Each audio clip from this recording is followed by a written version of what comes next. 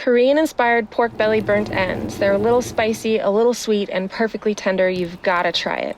First up, season pork belly cubes with gochujang, sugar, smoked paprika, garlic, onion powder, and salt. Toss to coat each piece well.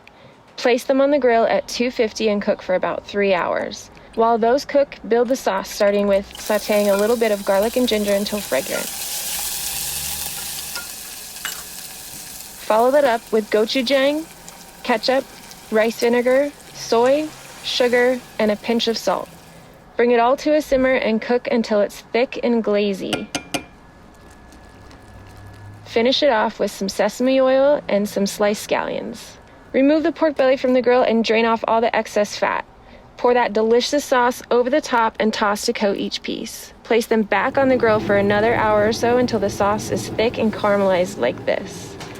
Top them with some sesame seeds and scallions and serve in a lettuce cup, a rice bowl, or they're perfect just as they are.